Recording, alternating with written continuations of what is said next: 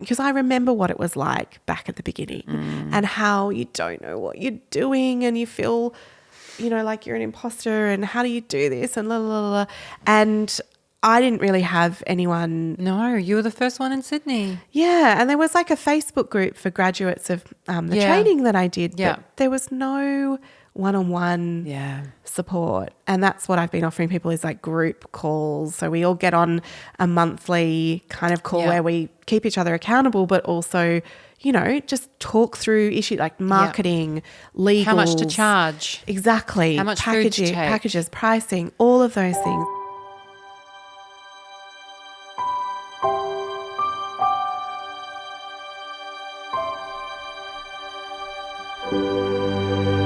Hi everyone and welcome back to No Place Like Home. I am Larissa and I'm here with Jess and we are again with the beautiful Naomi.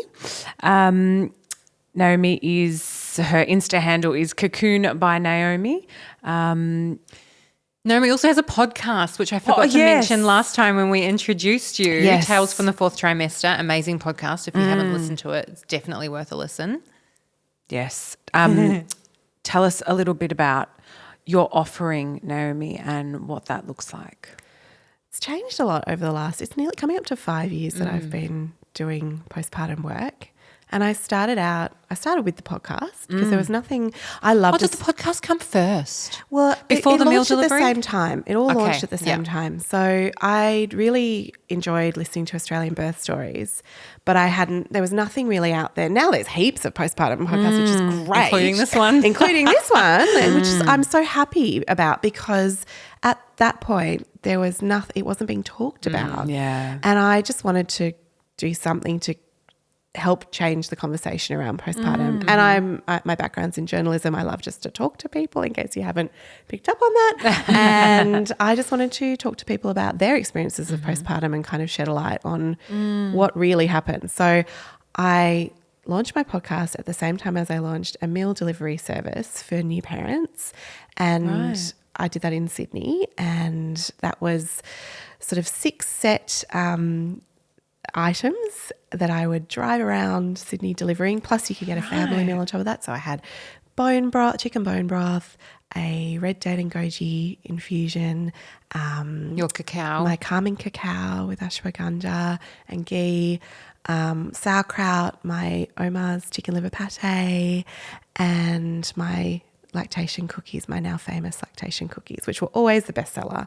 And off the back of that, I now have my lactation cookie packet mix, which is packet mix, all organic, no preservatives, that you add coconut oil and eggs to, and you can bake it at home.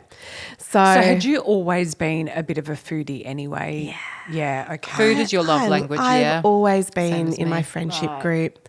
Yeah, food is my love language. Yeah. I'm a feeder. I'm the one who's like, come over and let me make you a stupidly elaborate dinner party at the age of 18, and also just as a child, I grew up around my mum teaching me to cook, my Jewish grandmother teaching me to cook. I had a lot of food, and my family's, not the most emotional of families, but definitely does the food love thing. Yeah. So I've always just loved food. I've always known that that's what you need when you've had a baby. I didn't realize the function of food until I had my own baby and read the first 40 days and heard about the different cultural practices around food in postpartum. But I always knew, my mum always taught me that when you go and you visit a new baby, you take a meal. Her favourite thing was to take a spinach and feta pie, which that's so interesting. Yeah. So that's one of the things that I started doing and that I have in my cookbook, and I know you've got your greens pie. It's very similar. And also my mum taught me, you can lose blood in childbirth, like you need to increase your iron stores. And so she'd take a chicken liver pate as well. So I sort of had that background of having some kind of understanding, but not any more knowledge about that until I then sort of had my own baby, learnt some things, did my postpartum doula training, learnt some more about the different traditions, about Ayurvedic traditions. And kind of mashed it together. Like I cherry picked from some Ayurvedic traditions that resonated with me. I took from my own cultural heritage. I took from what I'd seen my mum doing. I took what I knew about. What is your cultural heritage? My dad's Jewish and my mum's Irish. Wow. So yeah, it's a real mixed bag. So it was just kind of what I found that I knew and what I discovered that resonated, basically. I had my food delivery service until COVID happened and I was pregnant and it all just got too hard. So I was like, I'll pause it. And then we moved out of Sydney to the South Coast and I haven't picked it back up because I realised that 2 children is actually a whole different ballgame to 1 child. Yes. But I, as well, the core offering at that period was in-home support for mothers and families. And so I was doing weekly visits for the first 6 weeks and being there for 2 to 3 hours. Taking all the food, filling their fridge, doing planning sessions with them ahead of time. And then being with them for the 6 weeks post-birth, making sure that they were fed, number one, and, sending them off to sleep, giving them a massage, listening to them, folding laundry, whatever they needed to help them get the rest that they need and the support that they need. Yeah, and then I've since it's gone through so many evolutions. Yeah. Right now where I'm at is I do my COCOON cookie mix. I have an online education course about preparing for postpartum, which is about to go through a big rejig for next year. I have a returning to work class because that's always such a big moment for people in postpartum when they're getting ready to go back to work and it's such a full-on time. That's great. And I have my cookbook. Has been the big thing for 2023 is releasing a postpartum e-cookbook. It's so beautiful. I love that book so much. I love the aesthetic. It's so 70s. The photographer did such an incredible job. Did you do the design? No. It's oh my really God, amazing. No. My amazing friend Lindsay did the design. She's fabulous and obsessed with the 70s. And so we both love the retro look. Thank you. That means a lot because we love, we were looking at your book and being like, oh my God, it's so beautiful. I know the photography is amazing in Life After Birth. Thank you. Where can people buy your book? They can buy it on my website, cocoonbynaomi.com. Thanks for asking. So something that we talk about in Life After Birth, which is a tip that came from you, that came from one of your clients, is this idea of, and I just think it's the best idea ever, is having a list on the fridge of go-to snacks so that and meals so that nobody has to ask you. Like if your partner, if you have one, or, anyone who's visiting can notice you're getting a bit hangry, they don't even need to ask you, what do you want? Because sometimes that is the question that tips you over the edge. They can just be like, oh, I notice hunger here. And they just look at the list and grab something and bring it to you. Yeah. I just think that's so genius. It's so simple, isn't it? I wish I could take credit for it, but it was a client and I saw it on their fridge and I was just like, oh my God, because yes, it is really irritating. It's just more of that mental load when you just don't need any more of that mental load. It's like, just bring me the things. Just feed me. So she had like a section which was things in the freezer, things in the pantry, like snacks I love, breakfasts I love, so that people just could be like, here is an apple with some peanut butter and hemp seeds or whatever. Like it didn't have to be anything fancy. Oh, there's bliss balls in the freezer. Cool, I'm going to grab those. Yeah, simple. I think that's the best tips are always the simple ones that are easy for people to actually follow. We did a bit of that on our Insta a little while ago and we asked that question, like what would be your postpartum tips? And someone actually did put snacks. I had meals for days, but I didn't actually have any snacks. And I think that's... The one-handed snack is... I have a whole chapter in my book on the one-handed snack. We nearly did. We nearly made all the recipes in Life After Birth one-handed snacks. We don't have enough room to put all the recipes in there we wanted, and we were really like, what do we do? How do we do this? And we did really entertain the idea of just one-handed snacks. So maybe that's the next book. Maybe that's the next. Don't let Andy hear that. Oh my goodness. Slightly off topic, but can we talk about pregnancy food cravings? Oh yeah. Because I feel like it's such a foodie thing that we're talking about. Did you have any? I did. Yeah. With Margot, we were living in LA and there were 3 things that I was craving all the time. One was I really wanted, that Sara Lee chocolate cake that you get in the freezer? But you can't get it in America. So I had to try, I was going to all these bakeries trying to find chocolate cake with chocolate icing that could replicate. I really just wanted that. Just like a plasticky, fake tasting chocolate cake. Correct. Shouldn't be hard in America. No, but maybe in LA. It was like too sweet. Just not like it's the specific Sara Lee icing. I don't know what it is about it. It's not even something that I normally eat. I don't think I have had it since like 1993.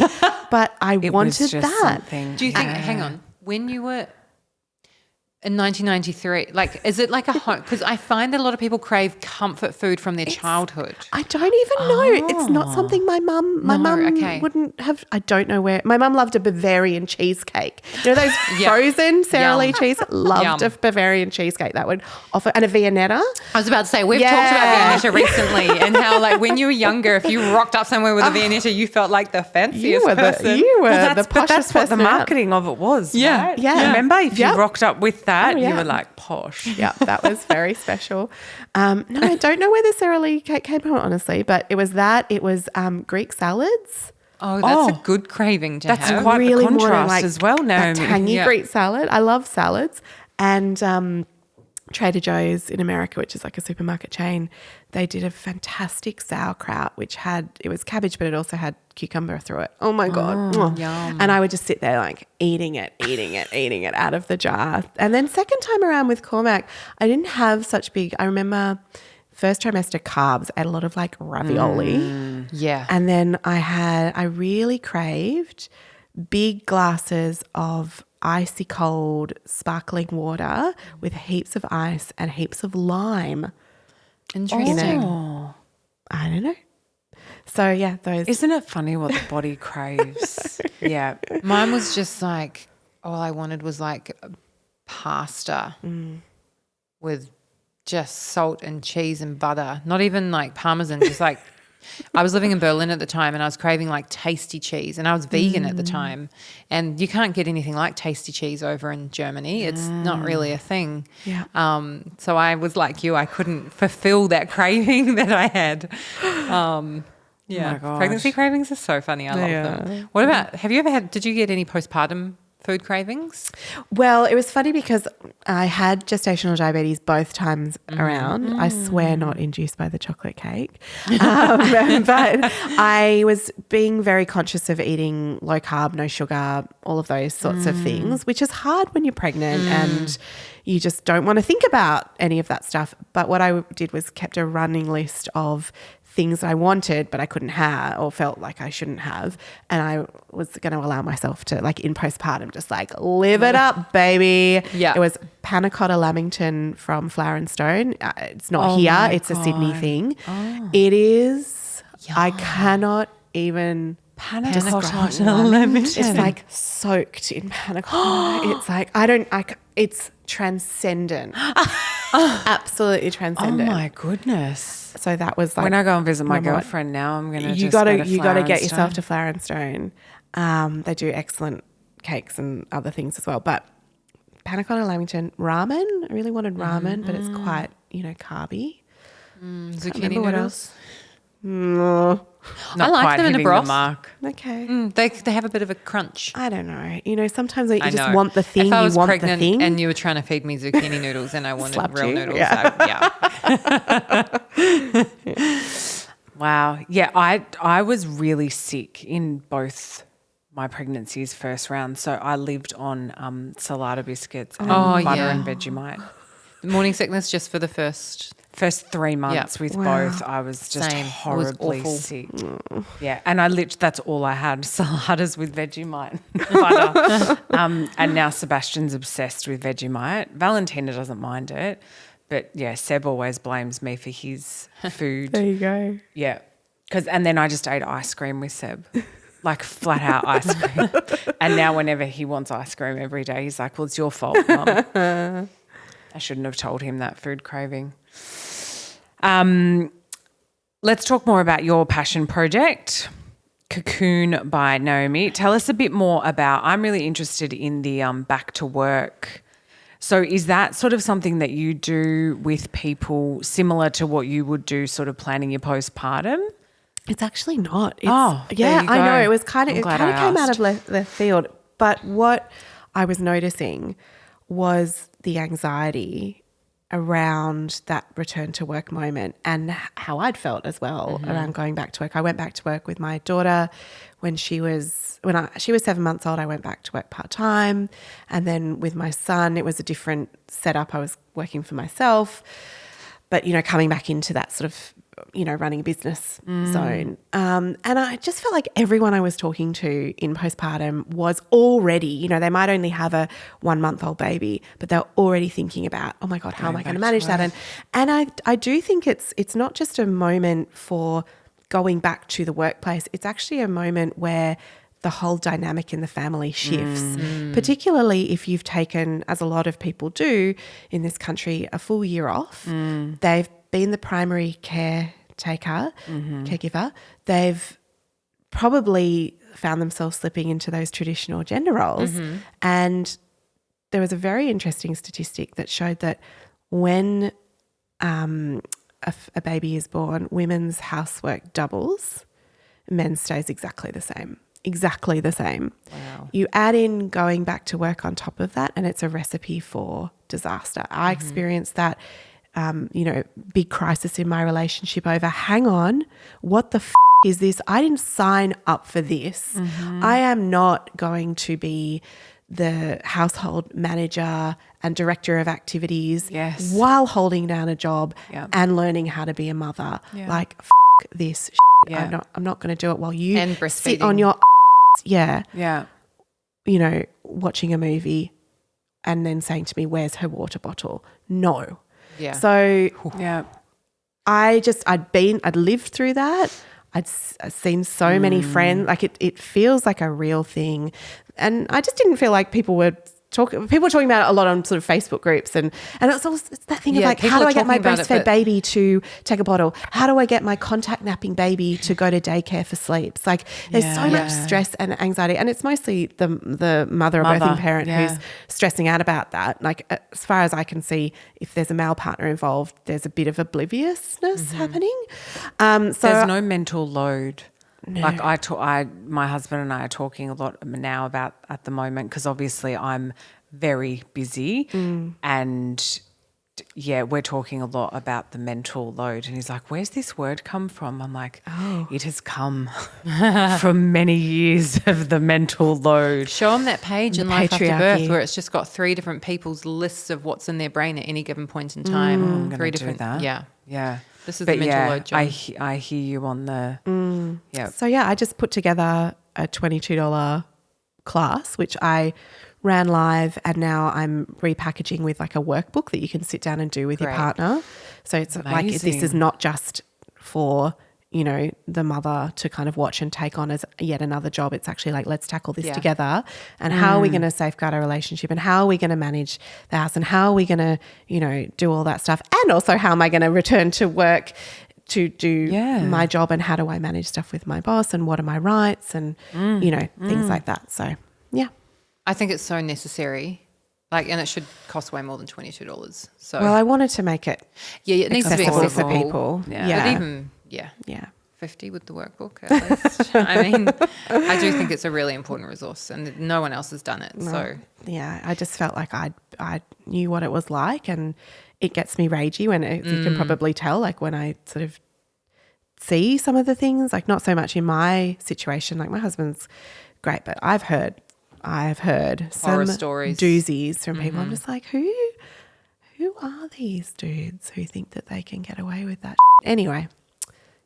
Yeah, I think it's really easy to slip into those gender roles unconsciously. Yes. I think when we birth, whoever the birthing person is in a relationship, and then whoever is, becomes that primary caregiver, I think it's just something that just unconsciously really happens. And because you are the ones that are home with the kids, and and it's true. There's this phrase about it's not what's equal, it's what's fair. And when you're on maternity leave, it probably isn't going to be equal, but it might feel more fair that you're the one cooking the dinner because you're at home. It's kind of, it makes sense to do it that way. Yeah. But it does not make sense when you then go back to work and things stay the same. There has to be a reckoning. There has to be a renegotiation. And it's actually a real opportunity, as well as, you know, something that can be quite difficult to go through. It's actually a beautiful opportunity to go, okay, we've ending that chapter now, and this is a new chapter. And what do we want it to look and feel like? Yeah. See, when I started working full time, Andy stopped. The children were older, so we weren't dealing with newborns. I think Jude was 2 when Andy stopped working. And we've definitely flipped gender roles. There's still bits and pieces that are, I don't know, it's just mum stuff, like remembering to give Jude his medicine if he's got a throat infection. Like, I'm the only one that would remember that. But I find it really interesting to be in my shoes and to go, oh, yeah, this is what it's like on the other side. And I think Andy and I are going to need to do that course when we're both working, because once he finishes studying, I'm fucked.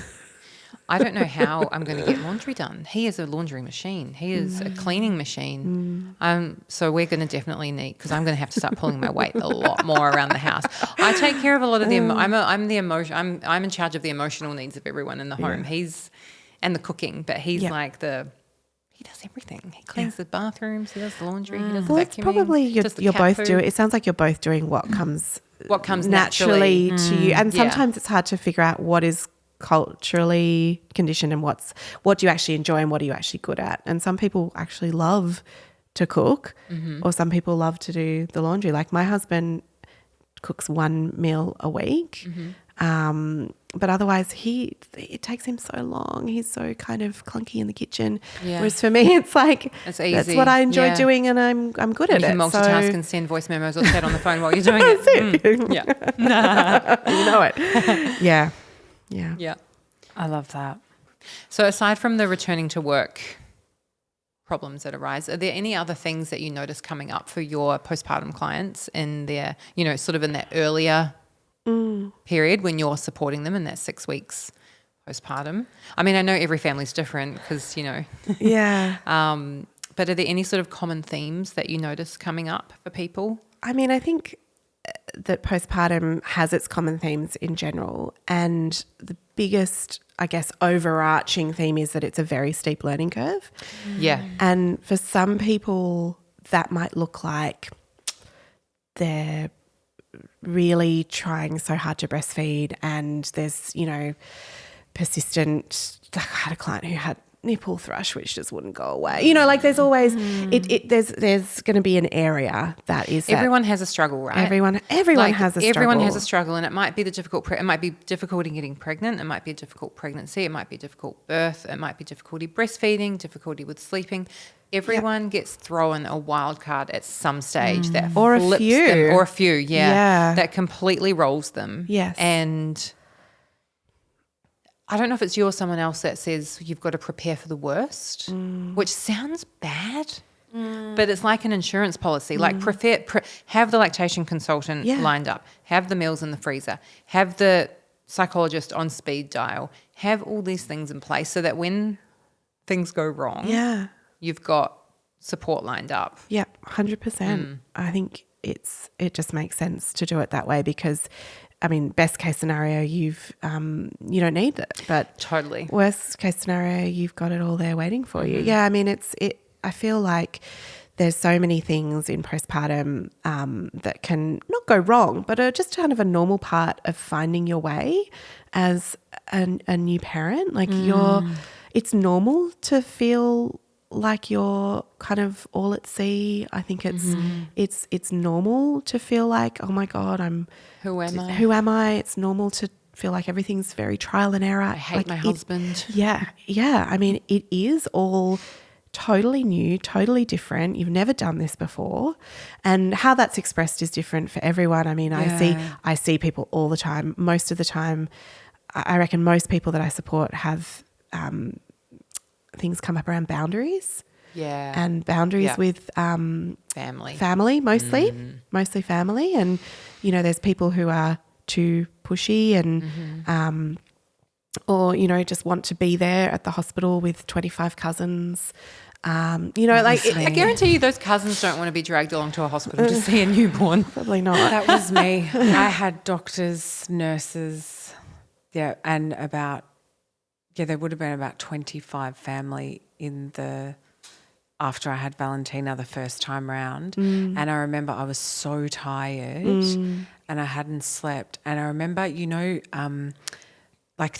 people's voices were actually echoing and they were like, I just was like, but I just kept smiling and like, of course you did. Yes. Yeah. I remember that. Yeah. So I think like having those boundaries and being able to have those uncomfortable conversations and send out that group email that says, we'll let you know when we're ready for visitors. Second time round, I said, let's just no one come to the hospital. Yeah.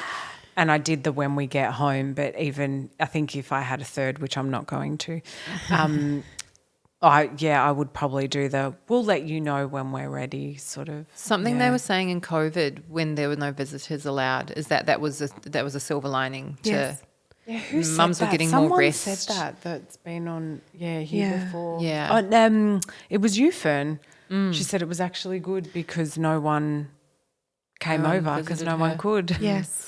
Yeah. Yeah. So at least they got the rest. Yeah. That they needed. Yeah. Are there any other aspects of COCOON that we haven't touched on?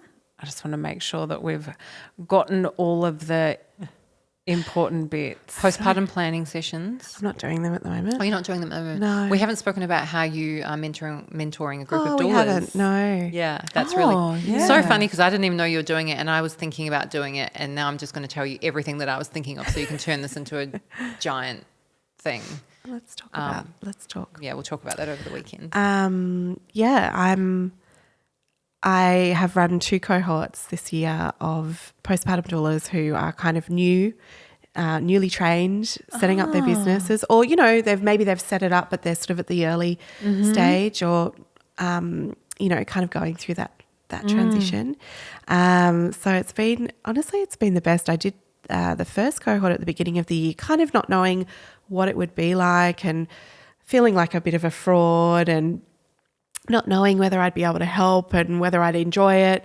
And I loved it so much. It's always the way when self-doubt sits on your shoulder. You know that it's the right thing. 100%, right? If it's taking you out of your comfort zone, then generally it's you're doing the right thing. Well, I got offered a freelance media thing that was going to be so well paid for this second part of the year. But I actually turned it down because I was like, if I do that, I won't be able to do the mentoring group that I really want to do. So I've done the second one and I'm so glad that I made that choice because they're just such, I love meeting people who are also passionate about postpartum and then to feel like because I remember what it was like back at the beginning and how you don't know what you're doing and you feel, like you're an imposter and how do you do this and la la la la.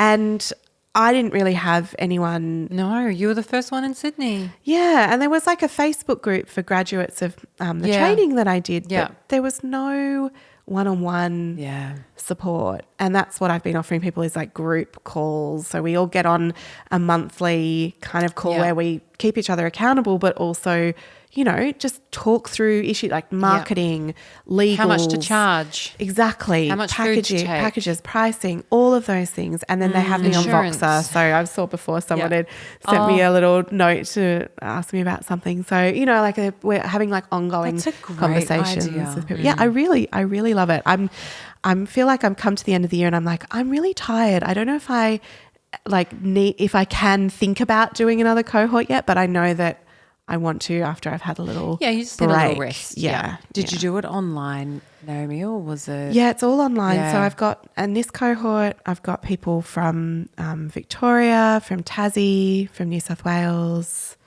Last time there was people from Queensland. So amazing. Yeah, it's really fun. So good. Well, we will put all of your details in the show notes. So with a link to your website. Yeah, with a link to the buy website. All your things. Yeah, everything. So if anyone wants to reach out to Naomi for anything that we've chatted about today or purchase any of her products, please do. Thank you so much. We really enjoyed chatting with you. I really enjoyed chatting with you too. Yeah, Thank good. you. We could just chat all day. I know. We will. But thank you very much. We really loved it. Me too. Thanks, guys. This podcast represents the opinions of our hosts and their guest speakers. Views and opinions expressed in the podcast are our own and do not represent that of our places of work. This podcast is for informational purposes only, and content here should not be taken as medical or professional advice. Please consult your healthcare professional for any personal recommendations and medical care.